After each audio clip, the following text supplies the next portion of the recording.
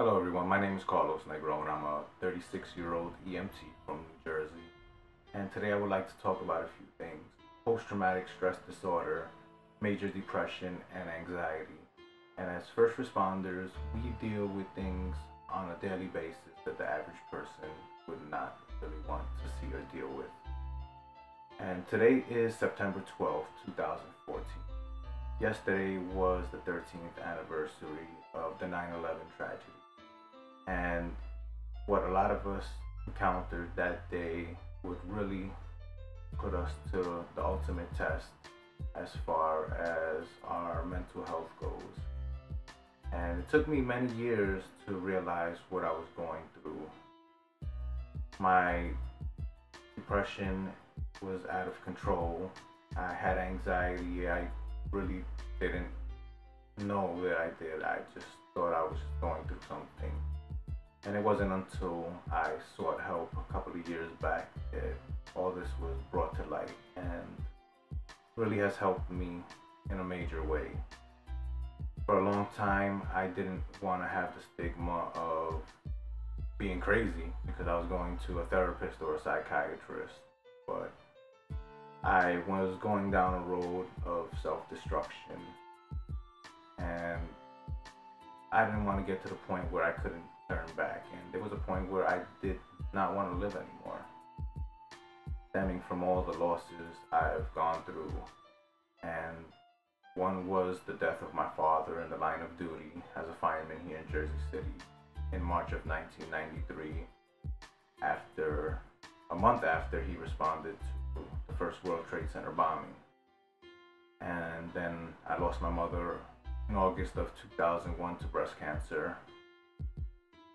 And then right after that, I lost a good family friend, and one of my father's colleagues, Joseph Lavero, on 9/11, as he responded with the Jersey City Fire Department.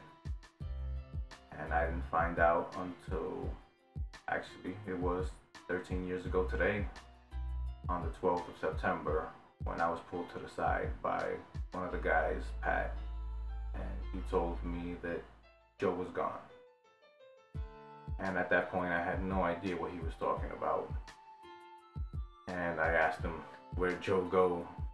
And he told me that Joe had responded to New York City, and he never made it back.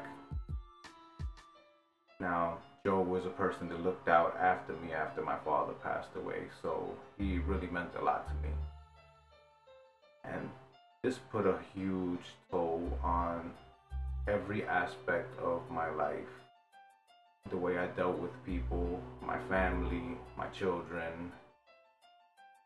And I got to a point where I almost couldn't recover from all the madness that was going on in my life. I let things get out of control. I just didn't care about much anymore.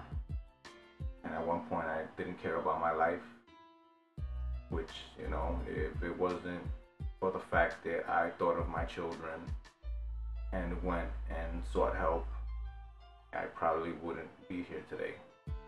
But I sought help, and I've overcome, and I feel much stronger mentally. Health-wise, I still got some respiratory effects and things like that, which do contribute to some of the depression and anxiety.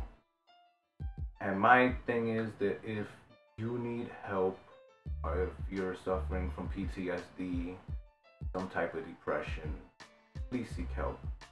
If you're a family member of a first responder and you see these signs in them, please try and help them get help. Try and understand that the things that were put in our mind on 9/11 and the days, weeks, and months after, even years, really still do affect us.